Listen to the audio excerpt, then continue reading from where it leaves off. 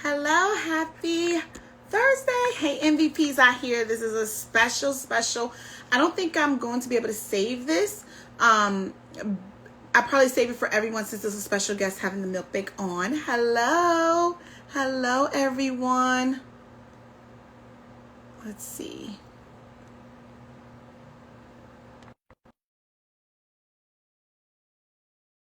Thank you all for tuning in. These numbers are going up. This is amazing. We are adding in everyone now. Hello. Hi. Hi, how are you? I'm great. How are you doing? I am good.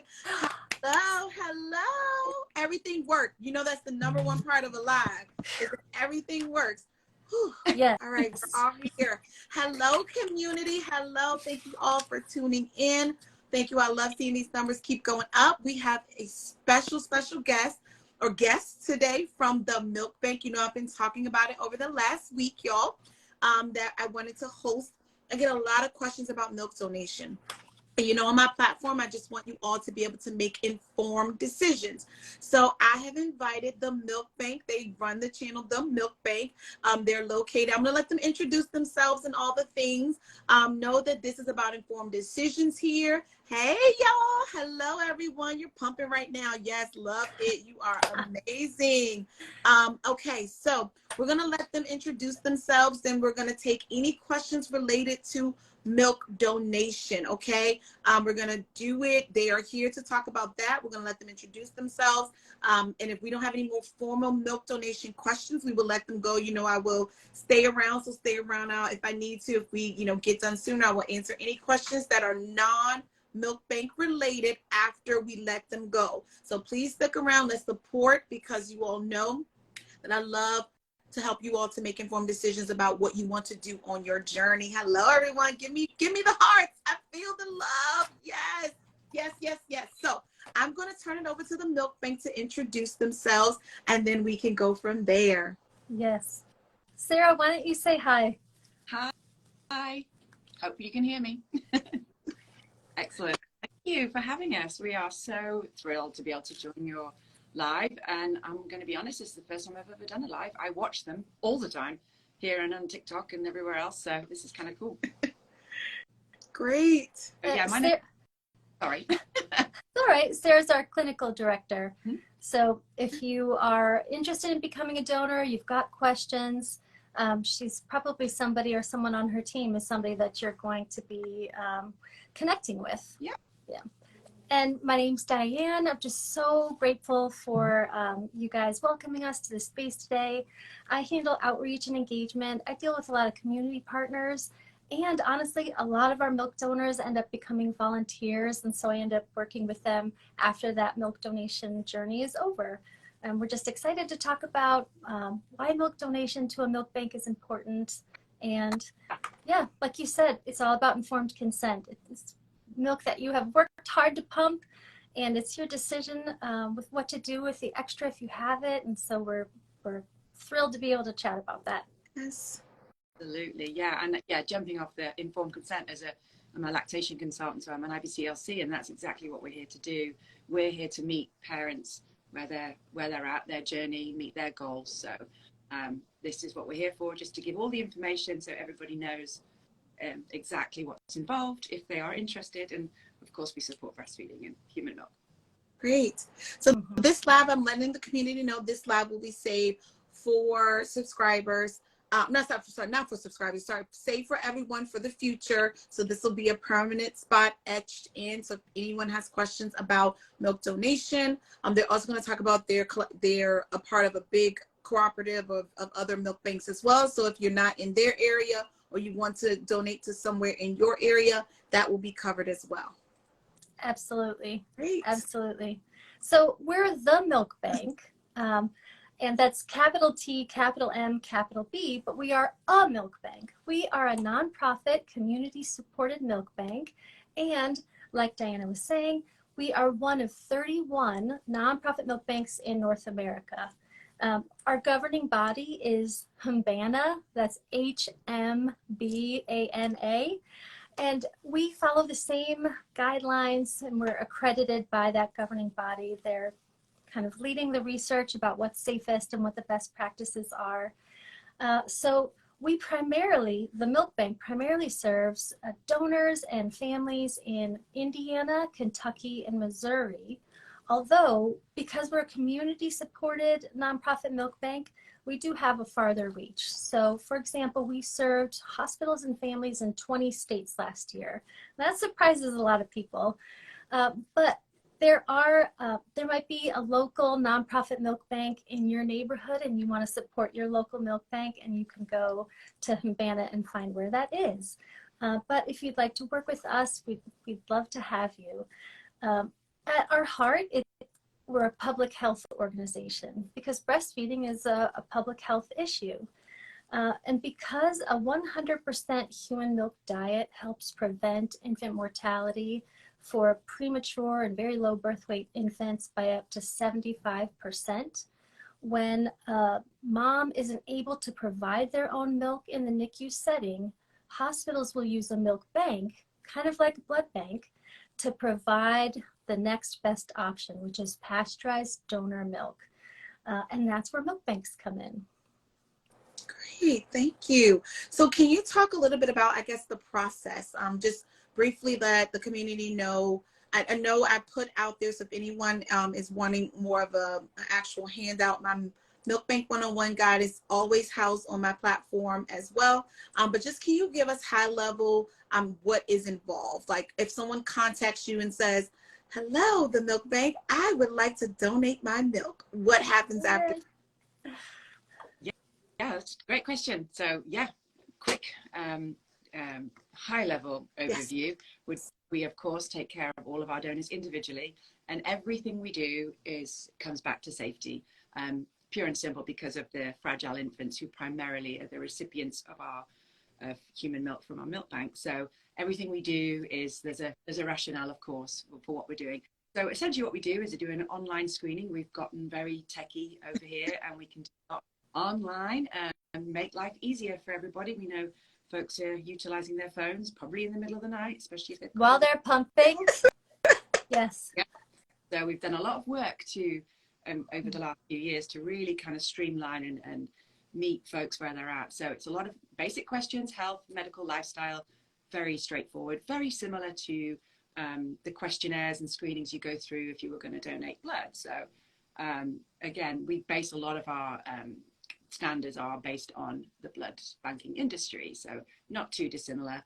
In addition to that, we obviously ask about certain medications. There are lots and lots and lots of medications, and most of them are completely safe for breastfeeding moms. But again, because of the fragile nature of the recipients, we have to ask those questions. Lots of times there may very well be a very, very small window where we would have to exclude that milk. Let's say if she's on an antibiotic, very common, but we would let her know that we'll just exclude for that time period. It's very short, but of course that means she can use that milk with her infant. Again, it's just because of where it's going. If you think of a very fragile baby in the NICU, they're very, very vulnerable. They may be on multiple medications, and we know sometimes that can have issues for anyone who is taking different medications. So everything we're doing is about safety. We also ask the moms to do a blood test, which we pay for. All of the processes involved, we do make sure there's no cost implications for the donor. So we obviously pay for the blood screening test, which is your basic serology testing panel. We're looking for infectious diseases. Again, very, very uncommon, but we have to do it as a layer of safety. We also ask for the donor's healthcare provider to sign off. So if there is anything she may have forgotten, it happens, we're human, and just to kind of give their consent to sign off, say this mom is fit and well, these are the medications she takes regularly, anything we need to know about, we ask for that from the healthcare provider. And on top of that, we do a lot of education, ongoing support. We like to frame it as a relationship.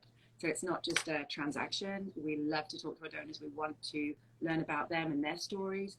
So it's kind of a nice way of like moving along the process. And that can take sometimes around a month to complete.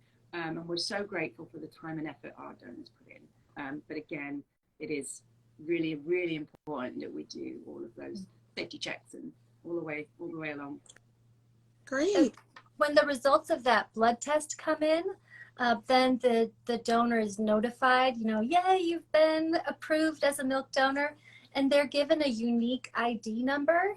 And then with that unique ID, they can write that on their bag of frozen pumped milk, and then take that to a donation drop-off spot. And if they don't live near one, we pay for the shipping, so they can just drop it on their doorstep and UPS will come pick it up. And milk donors can fast track so that 32 days is the average time, but people can become approved donors much quicker by getting that blood test done as soon as the donor team helps identify, a convenient spot, and by letting their healthcare provider know, hey, you're going to be getting this fax from the milk bank, it's important. And then you can complete the process much quicker. Perfect. Is there any diet or fasting restrictions, not fasting, but like any diet restrictions that you prefer, not prefer, like, just in general? Are there any diet restrictions or concerns? No, no, those questions. The only thing that we would ask is if mum was a vegan, that if she's taking B12, that's pretty common. Vegan B12. Good to know. All right. So we don't have any, just as long as if she enjoys eating correct once, go for it. Lots of ice cream. Look, because milk supply is not made from the food we eat and drink, but but definitely understand taking the extra B12 and everything. So one person asked that said that I'm a milk donor. Do you ever let moms know if something is wrong with the milk? That is a really lovely question. There is never anything wrong with the milk. Of course, every mother's milk is perfect. We, from time to time, just depending on the situation, if it's a potential contamination, because we do pool our milk together, if we can find a common denominator of maybe it is that one donor, then maybe. So we'll talk to the mom and we'll say, hey, by the way, how old is your pump kit? Maybe we need a replacement. We will do everything we can, but there is never anything wrong with anyone's milk.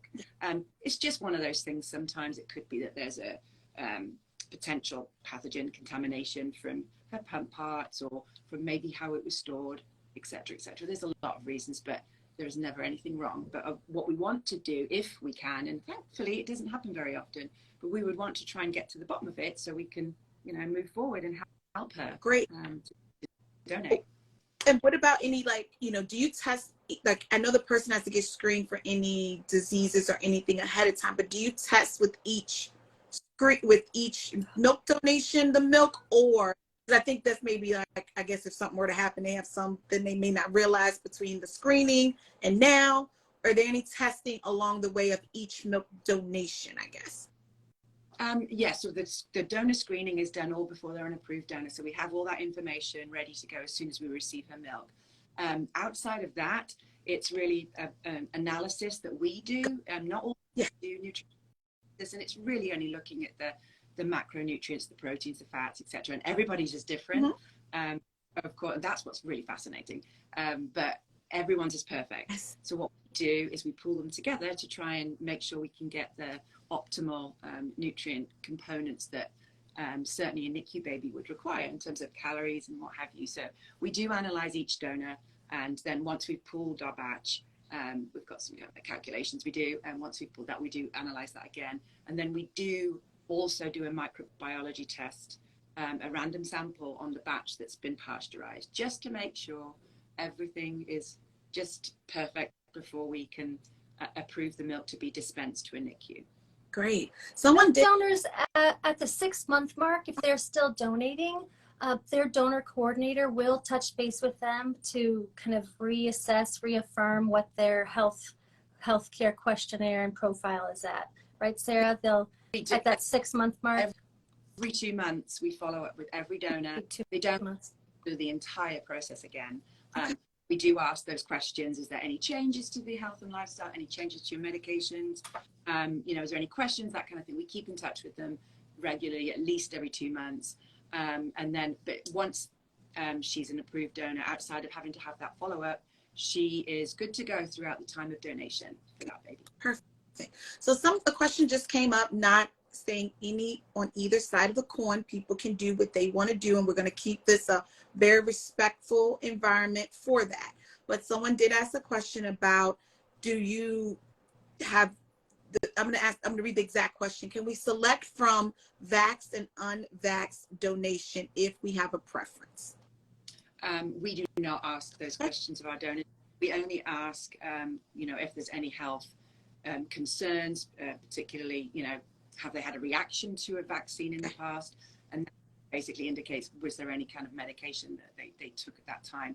But no, we do not discriminate against anything, and it wouldn't be segregated either. We've had that question before, particularly when COVID came, and of course all the vaccination questions. That did come to light, where a lot of folks were like, of course, understood, they weren't sure, they weren't quite comfortable.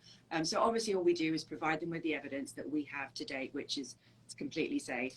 But obviously we understand that there are folks out there who might not be comfortable, but the milk isn't segregated in any different way. Got it. Good to know. Someone asked a good question on the comment and I think I know the answer, but I'm gonna let you all tell me. So I think the assumption is for sterilization. So someone asked the question, if a pump part is, so there are people, because we are exclusive pumpers, right? So we have more than a pump part. The ultimate goal, if you have one pump part, you would want it sterilized each and every time. If someone has 6, you still want it sterilized each and every use. Am I correct in that assumption on sterilization? Okay, so our guidelines follow. Yeah. It can get confusing. I get it. It sounds like a lot of work, which of course we follow the CDC guidelines, and that is, so what we ask is, if you in between pumping sessions, you wash and dry your parts. If you sterilize it once in 24 hours, that is fine. That's perfect. That's really what we follow CDC. I know I've heard that before, where do I have to sterilize it every single time?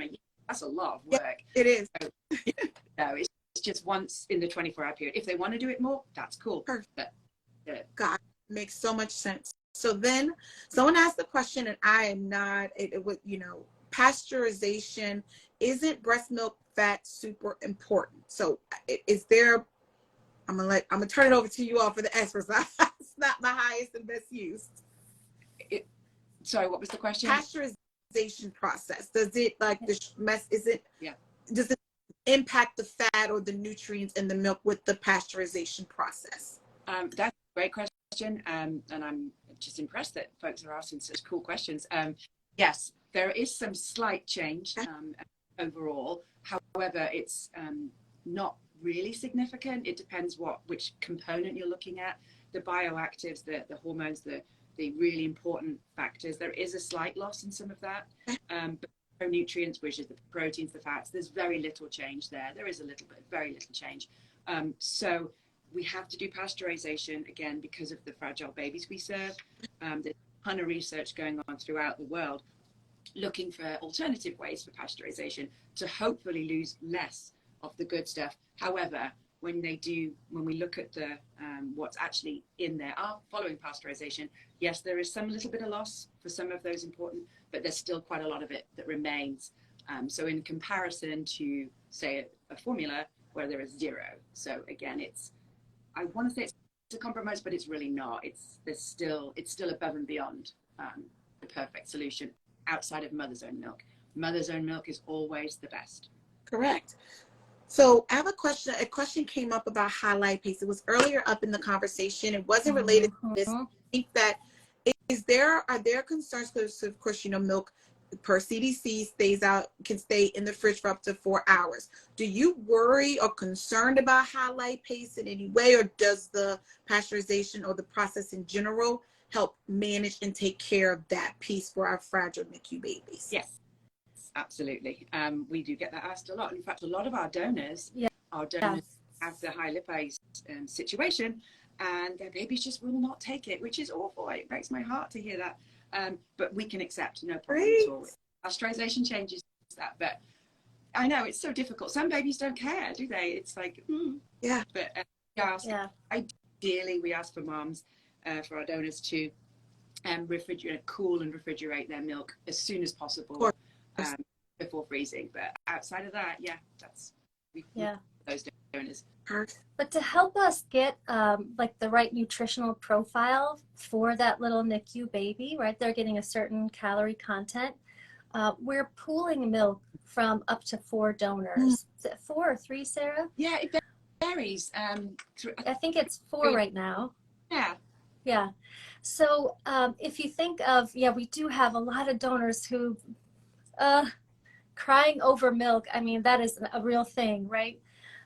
Whose baby, they don't like that. They don't like that high lipase. But because we are pooling the milk with multiple donors, and when you think of the patients that are having this, they're primarily tube fed, or it's, a little bit of oral care or other things. So they're not complaining. But yeah, like Sarah said, she touched on the clinical part of that. But yeah, we're combining milk with multiple donors. And yeah, these are patients that aren't always having it that traditional bottle feed. Perfect. So do you do question that I'm a fellow NICU mom myself. I didn't have to do any donor milk. Oh. But so this was near and dear to my heart. My oldest, when he was born, he pooped in the sack. He had to be resuscitated at birth. His lungs collapsed. He had to be immediately taken to the NICU. Everyone's decision is different. We weren't even offered donor milk. I don't have any feelings either way. I guess I want to ask the question, if someone is out here and their child is in the NICU, do they have to request donor milk? Is there and I know that's on the hospital side, so that's not your expertise, but do you know like any loop, like if someone is there something, a trigger word, something that helps NICU families be able to enter that list, or anything to share with the community? Yeah. It really, and Sarah, you obviously jump in, but really the hospital is designating that based on weight, gestational age, and so sometimes there just isn't an option based on those 2 items. But it's a great idea to ask, and even if you may be a high-risk pregnancy or you're getting that tour, totally ask, hey, do you have a donor milk program? So that you can kind of familiarize yourself with what they have, what the guidelines are, and then you'll kind of know what all the safety that goes into it, all the love that goes into it. And so if you find yourself in that position, you'll be comfortable with it. But yeah, absolutely, that's a question you can ask. A lot of hospitals that have donor milk programs are very, very proud of that. Very proud of all of the work that goes into feeding these little patients. Yes, doing a lot of things for educating hospitals. You had touched on, there's very little. Well, there's quite a lot we can do. That's a lot of my role, is going out and educating and making sure, if they've not got a program yet, let's talk about it. What are the barriers? Why can we look at implementing programs? Because everyone should have access. If they want to have exclusive human milk diet and they don't want to receive formula, then if they have that available based on hospital policies and the criteria, as Diane said, then yeah, absolutely, it's definitely. So I think I remember you all saying you do offer some portion for private donation. So is there a way that people can, am I wrong? For first coming. Oh, well, dispensation. Yeah. We are, if we're able to, sorry. Yeah, that's all right. If we're able to meet the needs of all those hospital patients, we are then able to provide it to outpatients. And sometimes that's to bridge a small gap, commonly between delivery and someone's own breast milk supply coming in, or it's to address a medical need. And there is a processing fee that hospitals pay to cover the cost of this medical intervention, but we understand that families don't have foundations, they don't have the budget a hospital has, so when we're able to provide this to families, when there's a medical need, we do also offer a medical relief fund for those families who need this as a medical intervention for their child. And those can commonly be things like prematurity or failure to thrive. That would be something that you would want to call and talk to Sarah and her team about specifically. That's what I was going to ask. So they would just call in look and try to learn more about private dispensation, and if there's a qualification process, you all would let them know, and then that would be determined as well, correct? Yeah, yeah. Right at the top of our website, themilkbank.org, there's Receive Milk, and there's a little button for families. And there's a little intake process. But again, I think for outpatients, there's always a lot of questions, and our outpatient coordinator is awesome. She likes talking about like what's going on with baby and, you know, how can we help? But yeah, you can also start that online as well. And community, one thing I thought, they're being modest. I'm letting them be modest for a moment, because you all, if I'm remembering correctly, you all accept donations up until age 2. Am I right? That is correct. Yes. That is. I'm not gonna let y'all be modest on Palmer. You all are gonna put in the plug that you all will accept milk donations up until age 2. Do you know how amazing that is? I mean, not more amazing than pumping parents in my book. I mean, are you kidding me? I mean. Touche, but I still think that's amazing, because people think breast milk nutrients in after age 1 for some crazy reason. Even though I pumped for years, I had my breast milk tested at age 2, 2.5, and 3. Off the charts for fat, protein, caloric content, almost double the caloric content of formula. Listen, yes, it's absolutely. Wow. I just want the community to know that you don't have to stop because the clock strikes 1, but also are donating and still interested. Don't just look at it because they're for NICU babies, that your breast milk is different for, I mean, you know, through the process, it helps to level the playing field, if that makes sense. Absolutely. Yeah, absolutely. Yes. So community, I don't see any more questions. I'm going to ask again. I'm going to give it about 30 seconds to 30 seconds for people if anyone has any more questions. But I want to let the community know the milk bank is amazing. I'm letting them be modest, but I'm not going to be modest and allow them to be modest. They sent me information on milk donation. They sent me information on like beautiful stickers. You see these stickers? They sent It's me my favorite. I love those. Pumping is breastfeeding. They sent me more pictures, stickers. Every drop counts. Human milk saves lives. They sent information on just milk donation, anything like that.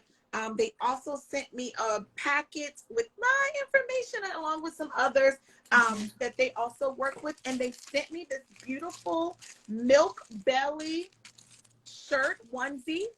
Okay, here. I love that little Yeah. onesie. I'm going to give the opportunity to anyone on this live first, okay? I'm giving all of this away. If someone is interested in milk donation, anything like that, the first person to let me know that they want this mailed to them, I will mail it to you this week. If you do not let me know by the end of this live, I am going to open it up on my stories today to the whole entire everyone that watches my stories.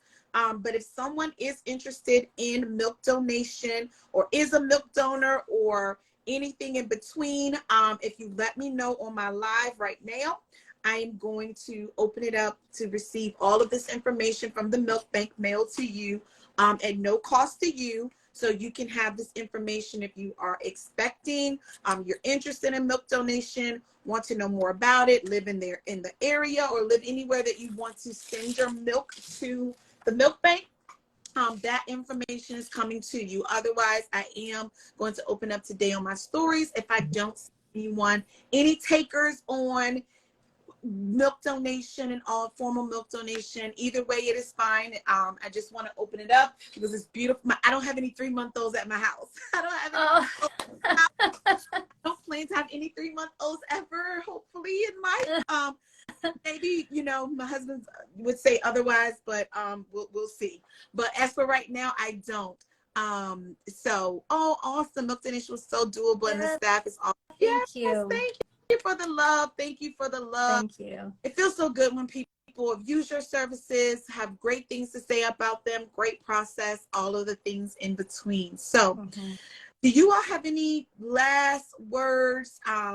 you know, I remember here on my comments, I mean, when I wrote my caption, and it was on your page and your FAQs as well. So check out the FAQs. Every ounce counts. 1 ounce provides up to 3 feedings. Yeah. With the tiniest NICU champs. Just look at that little diaper. Yes. Oh, yay. Yes. Yeah. Oh, precious. I would just say, like, first of all, thank you again. Keep pumping. You guys are awesome. It's hard work, and we see you. If you want a sticker, just follow us on the Milk Bank. Message us. I'm the person behind it. Say, hey, I saw you on you know, the live today, and I'd like a sticker too. And we'll send you one. So even if you don't win what she's generously giving away today, and then I need to send you one that says NICU Warrior, because we have one of those too. Stop. My 5-year-old, the one that is my NICU baby, he turned 5 yesterday, and all these NICU moms were sending me messages and was like so emotional because, you know, I'm so blessed to have him here. You know, all my doctors, his doctors was like, you know, you're blessed for your baby to be here today. Like when he did not, when he inhaled the meconium, they were able to get it all out. Like the long-term repercussions of that, I didn't need to know all the details, but you know, it was very, very, very serious. And I'm just so thankful. He was born in one of the best NICU hospitals in Northern Virginia. And I never knew I was going to need a NICU, that level of a NICU like you just, perfect, great. And you just never know, like, boop, big change at birth, emergency C-section, all the things that I didn't know, you know, but I look at him now, I see him on the other side of it. And I never will pretend, even my clients pull up, I tell them, I never pretend that I left my baby at the hospital at a long-term separation. He was full-term, 39 weeks and 4 days, 7 pounds. Don't quote me on it, 7 ounces, I think. So, you know, he was bigger, and, you know, you just had to like fight through that moment. So I won't ever pretend I know the difference. I remember walking, because the NICU hospital, at Fairfax Hospital, 5 NICU wards in the whole hospital. So I would like have to leave out of the maternity ward, go down the stairs, not stairs, but like elevator and all the things, and go to the other end of the hospital to see him and go through, find, you know, and I saw the parents that would come, and they'd have their regular clothes on, and they'd put the yellow thing over them to go in the room, and they'd stay there, and then they have to leave their bed. I cannot imagine, you know.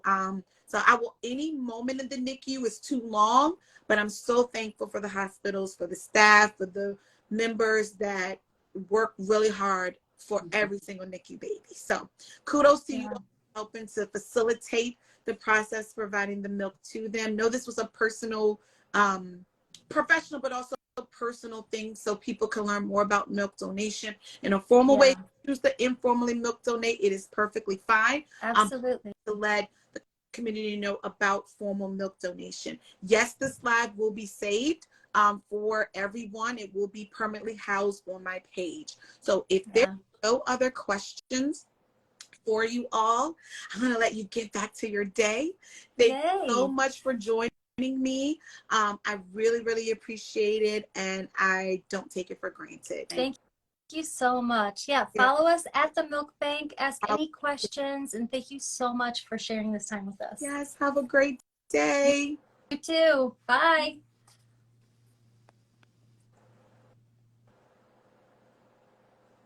Hey, community. Hey, y'all. Hey. This offer stands until the end of this live today, whenever I close out. So it's just me and y'all here. It's just me and y'all here. I am going to save this for everybody else as well. I'm going to go back up to the top. Whoever is left, I'm going to answer any questions, concerns, thoughts, and comments that you may have. Thank you all for watching. Thank you all for attending.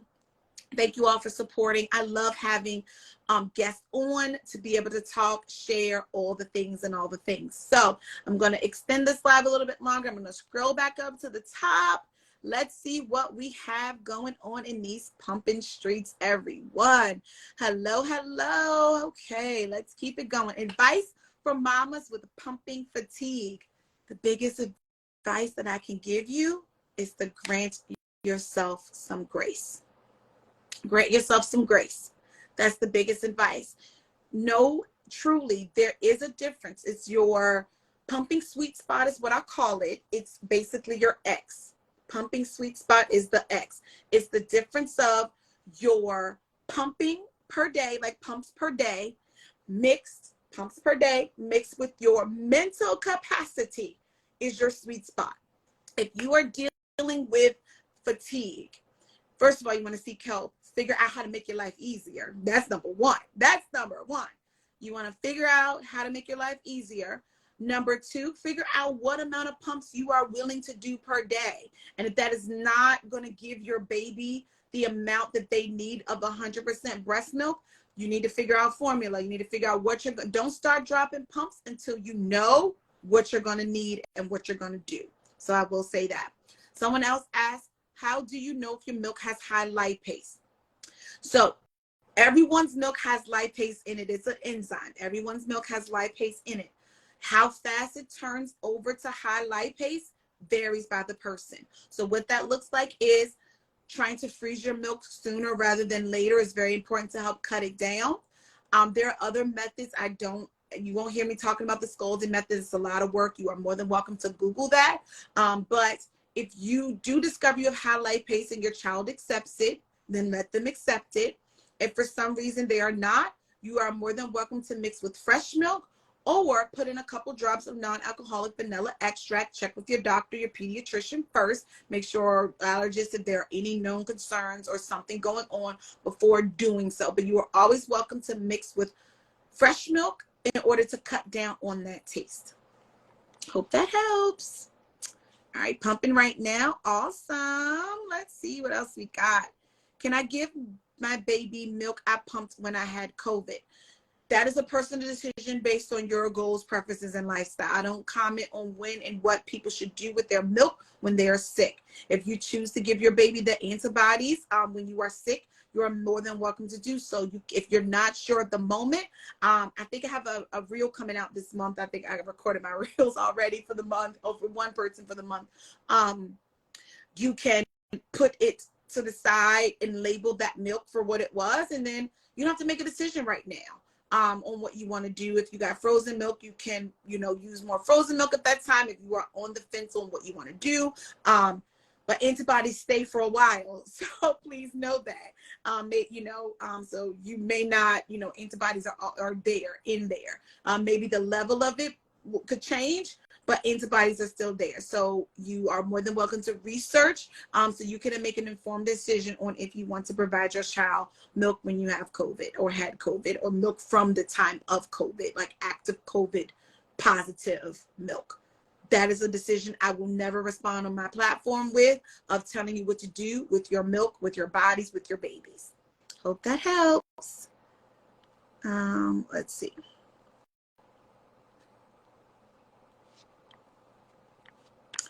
All right, you all were popping in and out. Bronson, Milk Bank, love this. Hello, if you're still on. What else we got?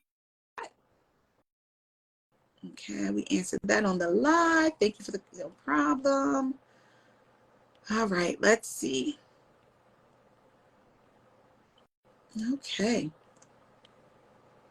Milk donation was still awesome. That was on the live. And I said this live will be saved. Oh, thank you, Milk Bank. Thank you. Thank you. They put their information, their website there. Thank you all. And messages for stickers. Yes, thank you. I have a regular question. So I was pumping at 1 today and I felt full, but milk stopped coming out.